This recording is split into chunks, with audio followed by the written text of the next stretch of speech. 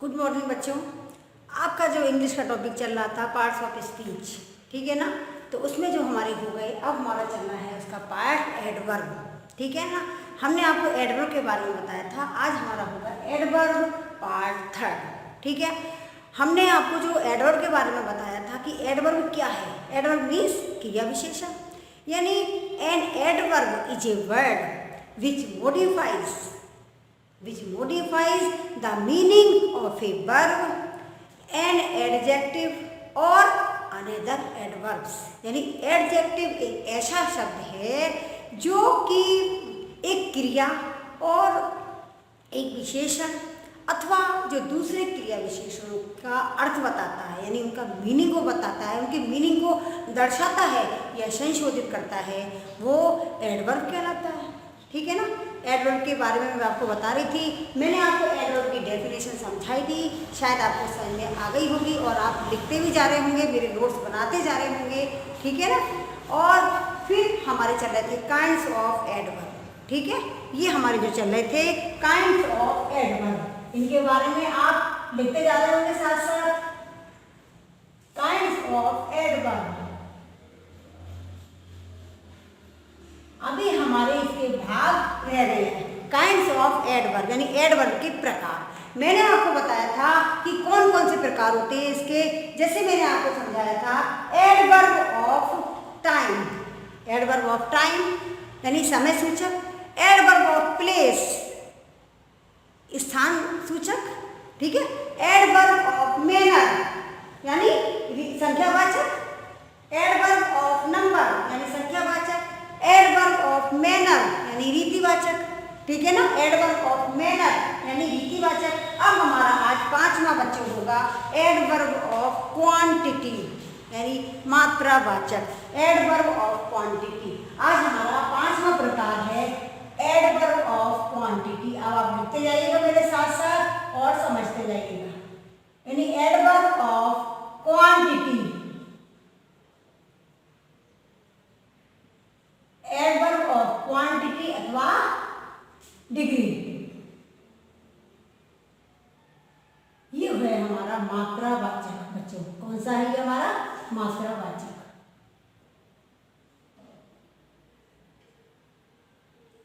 Adverb of quantity अथवा degree यानी मात्रावाचक, ये हमारा है मात्रावाचक, ठीक है ना। एडवर्ब ऑफ क्वांटिटी ये हमारे इन शब्दों से शुरू होते हैं। देखो बच्चों, जैसे इसके आप शब्द लिखिए, आप इसके वर्ड्स लिखिए कौन कौन से हैं, आप इसके वर्ड्स लिखिए। इसके वर्ड्स कौन कौन से बच्चों? Very, too, any,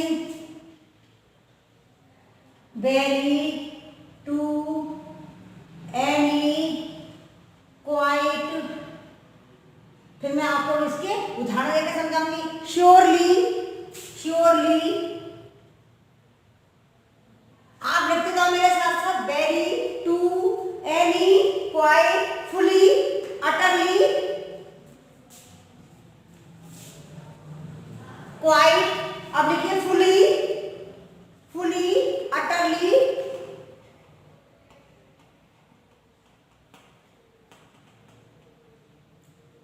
utterly. Fully means पूरी तरह से, utterly rather, almost, rather, almost. ये लिखते जाइएगा। रेदर मीन्स काफी हद तक, almost, always as, always as, as well as. ये हो गए हमारे शब्द, ठीक है ना। और बच्चों ये किसी से शुरू होते हैं? हाउ मच, ठीक है ना। ये गाय से शुरू होते हैं, हाउ मच से शुरू होते हैं। ये भी आप लिखते जाइएगा। इसका क्वेश्चन बनता है हमारा हाउ मच से शुरू होते हैं, ठीक है। अब ये इंग्लिश शब्द आ गए वेरी, टू, और ये हाउ मच से शुरू होते हैं बच्चों। अब जैसे इसमें शब्द आ गए वेरी, वेरी मीन्स बहुत, टू भी इसका बहुत भी होता है, एनी कोई, क्वाइट यानी बिल्कुल, फुली पूरी तरह से, अटरली भी पूरी तरह से, रेदर, रेदर काफी हद तक, ऑलमोस्ट लगभग, एज वेल एज यानी के अतिरिक्त और भी, यानी के अतिरिक्त और भी, ये हमारे हो गए शब्द। अब मैं आपको इसका एग्जाम्पल देके बता रही हूँ, अब आप लोग ध्यान से सुनिए। जैसे हम कहेंगे कि इट वाज वेरी ट्रेजिक, अब ये वेरी का उदाहरण ले लो बच्चों, it was very tragic, tragic, it was very tragic, यानी ये बहुत दुखद है, तो ये वेरी का उदाहरण हो गया, ये वेरी का। इट वाज वेरी ट्रेजिक, यानी ये बहुत दुखद है, तो ये हमारा मतलब वो कैसा है, यानी हाउ मच से शुरू होते हैं, यानी वो किस तरह का है, बताओ उसकी स्थिति कैसी है, यानी ये हाउ मच से शुरू होते हैं। और इट वाज वेरी ट्रेजिक, वह बहुत दुखद है, ये बहुत दुखद है, ये आ गया हमारा। अब it was too hard, too का ले लो, it was too hard,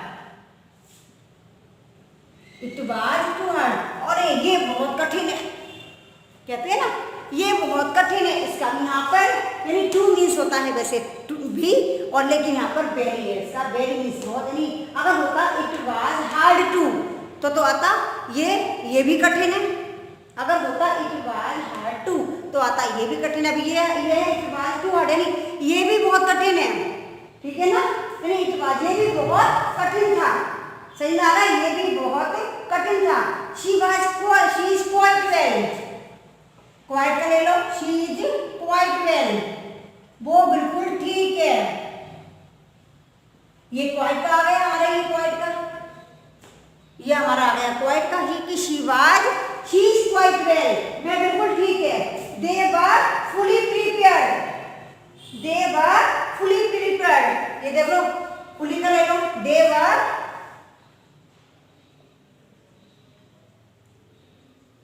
were fully prepared, यानी वो पूरी तरह से तैयार थे, ये हो गया दे वर फुली प्रिपेयर्ड, यानी वे पूरी तरह से तैयार थे, समझ में आ रहे हैं आपके, वे पूरी तरह से तैयार थे, दे वर फुली प्रिपेयर्ड, वे पूरी तरह से तैयार थे। आपको ये मैं एक बात का समझा रही हूँ, ही वाज वेदर बिजी, देखो ये देखो, ही वाज रेदर बिजी, ये रेदर का ले लो, ही वाज रेदर बिजी, यानी वो काफी हद तक बिजी था। जैसे हम किसी के पास जाते हैं कोई काम कराने तो हम कहते हैं ही वाज रेदर बिजी, यानी वो काफी हद तक बिजी था, यानी व्यस्त था, ठीक है ना, ही वाज रेदर बिजी, यानी वो काफी हद तक बिजी था। यू आर अटरली रॉन्ग, ये इसका ले लो, अटरली का, you are utterly wrong,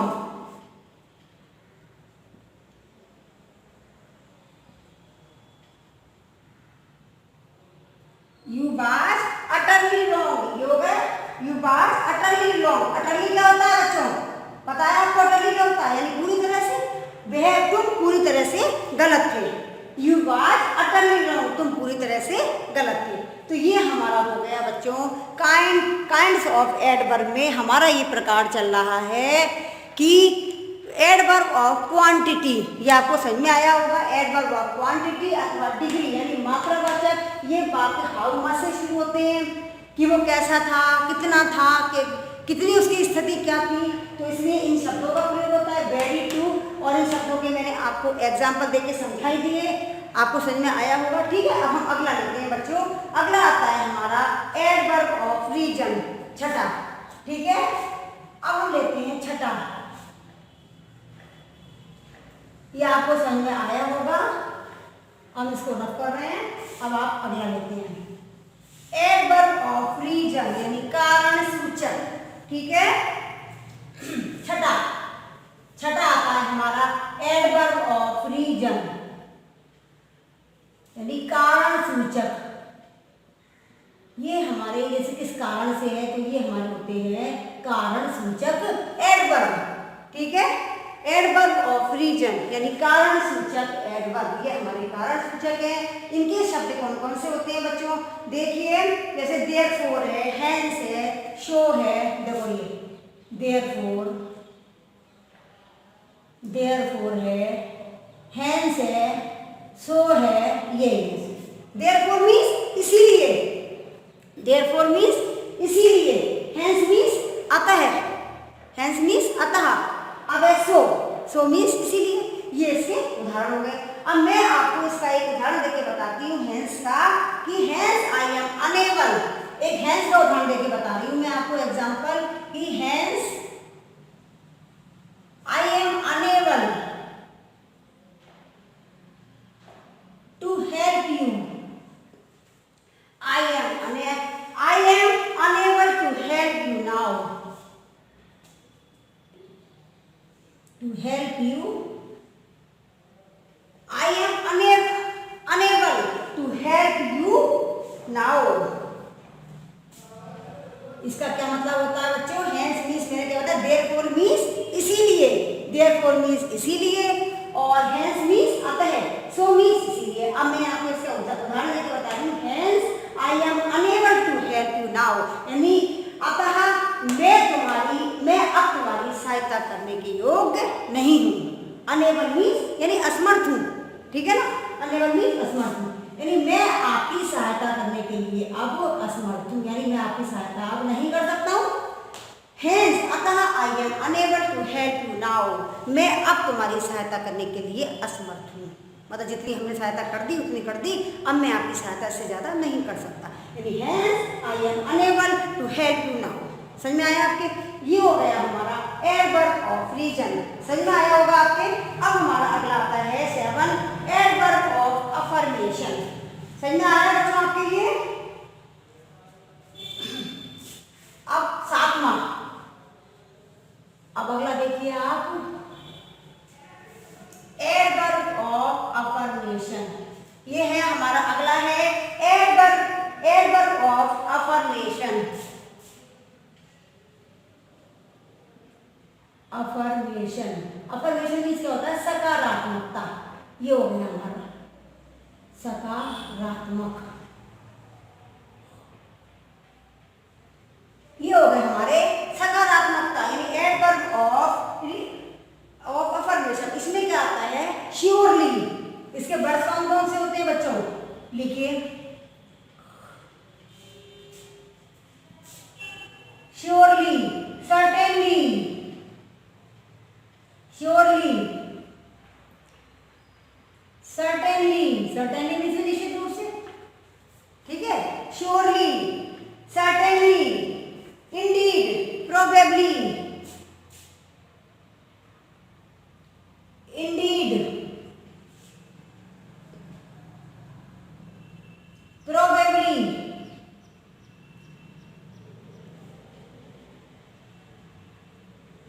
probably.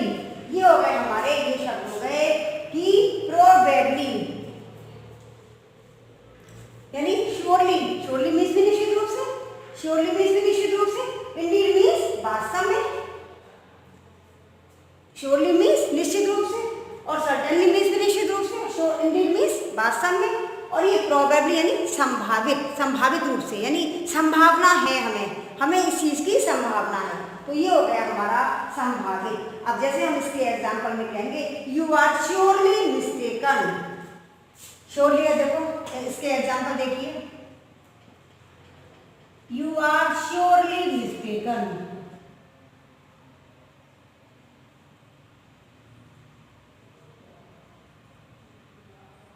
You are surely mistaken. ये हो गया हमारा श्योरली का उदाहरण। यू आर श्योरली मिस्टेकन, तुम निश्चित रूप से तुमने गलती की है, यानी यू आर श्योरली मिस्टेकन, तुमने निश्चित रूप से गलती की है, ठीक है ना? अब हम कहते हैं कि इंडीड का उदाहरण क्या आ जाएगा हमारा, कि he is a fool indeed, he is a fool indeed, यानी वह वास्तव में एक मूर्ख है। ही इज ए फूल, वह एक मूर्ख है, इंडीड यानी वास्तव में, वह वास्तव में एक मूर्ख है। ये हमारा हो गया इंडीड का उदाहरण। सही ना है? अगर आपका ही सर्टेनली राइट, सर्टेनली का देखिए,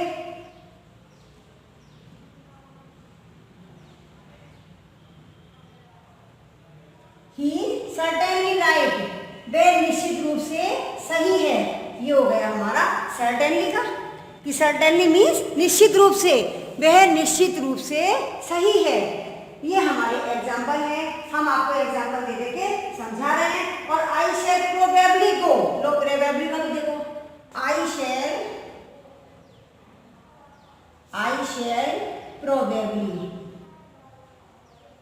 प्रोबेबली गो, देर और लगा लो, क्या लो, मैं वहां संभावना है मेरी वहां जाने की, यानी मैं जाऊंगा, आई शैल गो यानी मैं वहां जाऊंगा, संभावित रूप से, यानी संभावना है मुझे वहां जाने की। तो आई शैल प्रोबेबली गो देयर, यानी मुझे वहां जाने, मैं वहां जाऊंगा, यानी वहां जाने की मुझे कुछ संभावना है, मैं वहां पे जा सकता हूँ। ये हो गया प्रोबेबली मतलब संभावना है मुझे वहां जाने की, कि मैं वहां पर जा सकता हूँ। तो ये हमारा हो गया प्रोबेबली का एग्जाम्पल। ये आपको समझ में आया होगा। अब बच्चों हमारा अगला आता है इंटेरोगेटिव एडवर्ब। ये हो गए हमारे नंबर 7, एडवर्ब ऑफ अफर्मेशन। ठीक है, ये सही में आया होगा। अब हमारा है नंबर 8। नंबर 8 लिखिए। नंबर 8,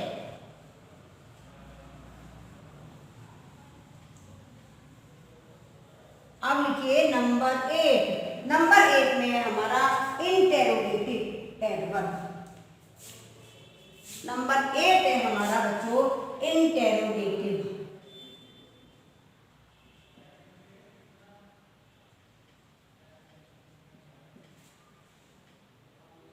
इंटेरोगेटिव एडवर्ब ये हमारा नंबर 8। ये आपको पता होगा, ये इंटेरोगेटिव मीन्स प्रश्नवाचक, ये प्रश्नवाचक विशेषण है। तो इसके शब्दों में क्या होता है बच्चों, इसमें होता है हाउ लॉन्ग। इसके वर्ड्स देखिए, इसके वर्ड्स देखिए आप, जैसे है how long, how far, when, where, how soon यानी व्हेन, वेयर, हाउ सून यानी कितनी जल्दी, ये सब है इसके उदाहरण। हाउ लॉन्ग यानी कितना, हाउ मच, हाउ लॉन्ग कितनी देर, how many, how much,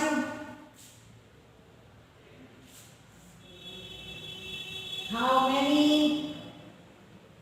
how much कितना, ये सब आ गए इसमें, है ना। हाउ लॉन्ग कितनी देर, कितनी दूरी, कितनी देर, when, where, how soon, how many, how much, why, how far, why means क्यों,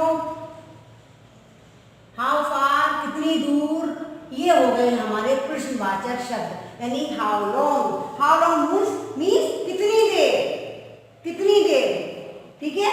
व्हेन मीन्स कब, वेयर मीन्स कहाँ, हाउ सून कितनी जल्दी, हाउ मेनी कितने, हाउ मच कितना, वाई मीन्स क्यों, हाउ फार कितनी दूर। ये हमारे हो गए इंटेरोगेटिव एडवर्ब के शब्द। अब आप हमारे इसके एग्जाम्पल देखिए। एग्जाम्पल में मैं आपको बता रही हूँ, जैसे हम कहेंगे how long will you stay here. How long का देखिए, हाउ लॉन्ग, एग्जाम्पल इसके देखिए, how long will you stay here, will you stay here. ये यानी तुम यहाँ कितनी देर ठहरोगे, स्टे मीन्स ठहरना, ठीक है, स्टे मीन्स ठहरना। ये हमारा हो गया हाउ लॉन्ग का उदाहरण। How long will you stay here, यानी आप यहाँ कितनी देर ठहरेंगे। समझ में आ रहा है आपको कि हाउ, आप यहाँ कितनी देर ठहरेंगे, how long will you stay here, ठीक है, आपकी समझ में आया होगा। अब हमारा क्या, how far did you go, how far did you go, how far, ये हो गया हमारा हाउ फार का। देखो आप उदाहरण, how far did you go यानी तुम्हें कितनी दूर जाना है, ठीक है, तुम्हें, ये हो गया हमारा हाउ फार का, ये हो गया हमारा हाउ लॉन्ग, ठीक है, कि तुम यहाँ कितनी देर ठहरोगे। दूसरा how far did you go, तुम्हें कितनी दूर जाना है, तुम्हें कितनी दूर जाना है, हाउ फार मीन्स कितनी दूर, हाउ लॉन्ग मीन्स कितनी देर, ठीक है ना, समझ में आया।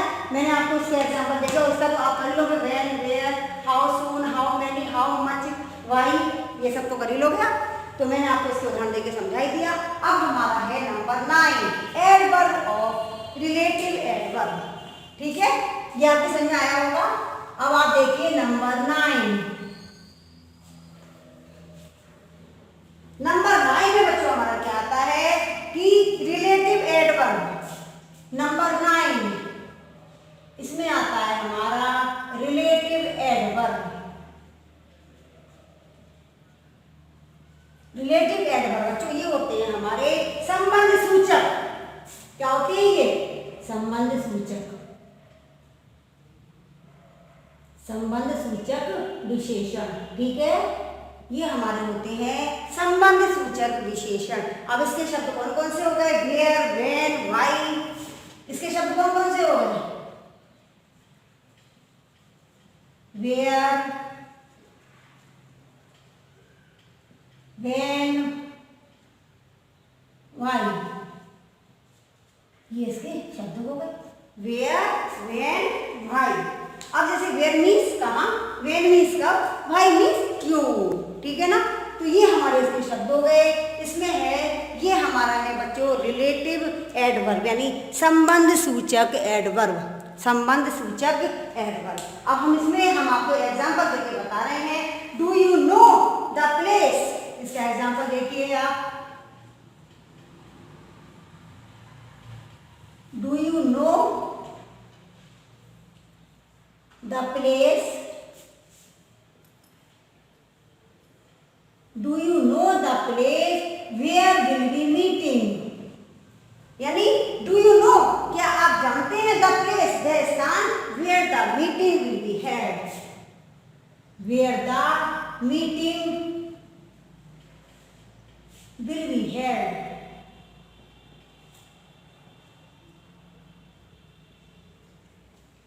यानी डू यू नो, क्या आप जानते हैं द प्लेस, वो स्थान जहां the meeting will be held, यानी जहां मीटिंग होगी, ठीक है, समझ में आया आपके। तो ये हो गया हमारा वेयर का उदाहरण कि वह स्थान, डू यू नो, क्या तुम जानते हो, the place where the meeting, where the meeting will be held, कि जहां मीटिंग होगी, कि मीटिंग कहां पर होगी, क्या आप उस स्थान को जानते हैं? डू यू नो, क्या आप जानते हैं द प्लेस, वो स्थान, where the meeting will be held, जहां पर मीटिंग होगी, ठीक है ना, समझ में आया आपके। अब अगला है हमारा दैट वाज द रीजन। अब ये वाई का देखो आप, दैट वाज द रीजन, यानी यही कारण था, that was the reason why I called you, I called you, मैंने आपको बुलाया, यानी यही कारण था। ये हो गया हमारा वाई का उदाहरण। देखिए आप, ये आ गया हमारा दैट वाज द रीजन, कि यही कारण था जिसके लिए आई कॉल्ड यू, मैंने आपको बुलाया, सही में आया कि दैट वाज द रीजन, यही कारण था, व्हाई आई कॉल्ड यू, जिसके कारण, यानी जिसके लिए आई कॉल्ड यू, मैंने तुम्हें बुलाया, सही में आया आपकी। ये हमारे हो गए एडवर्ब ऑफ, इसके रिलेटिव एडवर्ब के एग्जाम्पल, ठीक है ना। ये आपको समझ में आया होगा कि यही कारण था कि मैंने आपको बुलाया, ठीक है ना, ये आपको समझ में आया होगा। अब आपको हमारा अब ये एडवर्ब का टॉपिक तो खत्म हो गया बच्चों। अब हम आपको अगला टॉपिक कराएंगे कंजक्शन, यानी संयोजक शब्द, ठीक है ना। अभी हमारा ये टॉपिक तो खत्म हो गया, ये आपको समझ में आया होगा अच्छी तरह। ये हमारे नंबर 9 हो गया रिलेटिव एडवर्ब, यानी संबंध सूचक, ठीक है ना। ये आज का ये टॉपिक हमारा इतना ही काफ़ी है, इतना हो गया। अब कल हमारे चलेंगे बच्चों कंजक्शन, ठीक है ना। थैंक यू बच्चों।